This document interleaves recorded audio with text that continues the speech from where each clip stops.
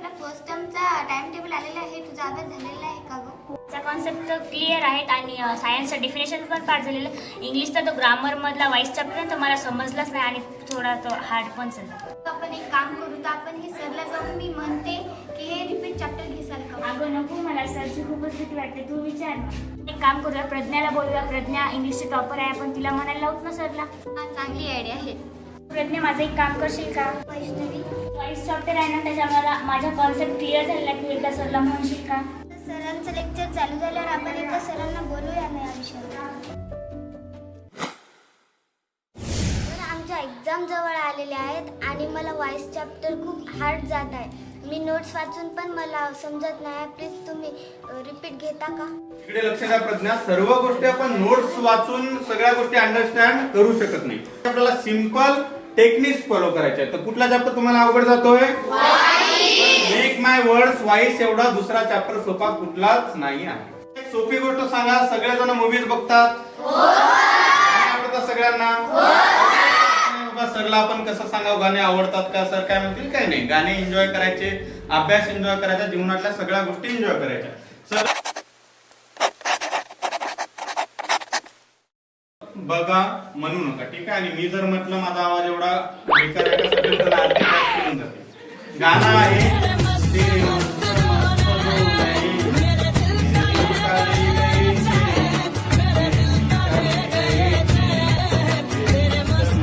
सगळ्यांनी गाणं.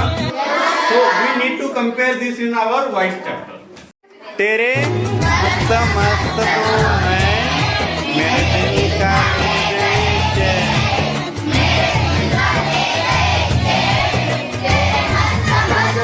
ग्रामॅटिकली शिकवलं, हार्ट लेवल शिकवलं, ते डोक्याच्या वरून जाईल. आपल्याला काय करायची, लँग्वेज आपली सोपी करायची. बरोबर? दबंग पिक्चर बघितला का सगळ्यांनी? त्याच्यामधलं गाणं तुम्ही पाठ करू नका, त्याच्यामधलं काय सांगायचं उद्देश लक्षात घ्या. हा या वाक्याचा सब्जेक्ट आहे. कुठला? तेरे मस्त मस्त दो नाही. आणि या वाक्याचा ऑब्जेक्ट कुठला आहे?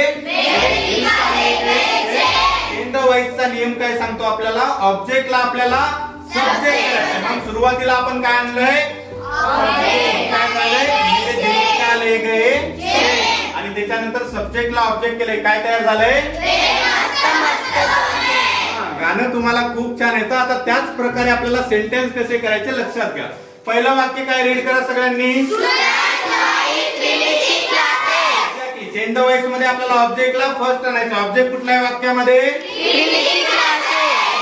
त्रिनिती. I will write down in the short form Trinity classes. त्याच्यानंतर जॉईन वरून मला प्रेझेंट टेन्स आयडेंटिफाय झाला. टू बी चे वर्तमानकाली रूप कुठले आहेत? त्रिनिती क्लासेस सिंगुलर आहे का प्लुरल? कार्यकारी क्रियापद घेणार. त्याच्यानंतर आपल्याला पॅसिव्ह व्हॉइस मध्ये सूत्रानुसार किती रूप घ्यावं लागतं? जॉईनचं रेग्युलर आहे का इरेग्युलर? आपल्याला जॉईनला काय लावावं लागेल? इथं काय तयार होईल आपलं? त्याच्यानंतर प्रिपोजिशन येतं. कुठलं? त्या वाक्यामध्ये काय झालं? सब्जेक्ट. आपल्याला काय करायचंय? इकडे शेवटी गेला म्हणजे त्याचा काय झाला? Is it clear to everyone? Second वाक्य. या वाक्यामध्ये ऑब्जेक्ट कुठला आहे? एक वचन आहे का अनेक वचन? ग्रुप करून मला कळालं वर्तमानकाळी आहे का भूतकाळी? भूतकाळी. टू बी चे रूप कुठले आहेत?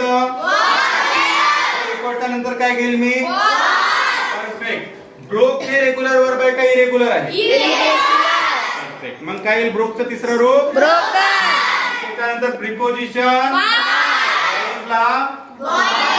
बरं, मला एक सोप्या प्रश्नाचं उत्तर द्या. पहिल्या वाक्यामध्ये बॉय जे झाला सब्जेक्ट आणि खालच्या वाक्यामध्ये जागा बदलली की भूमिका?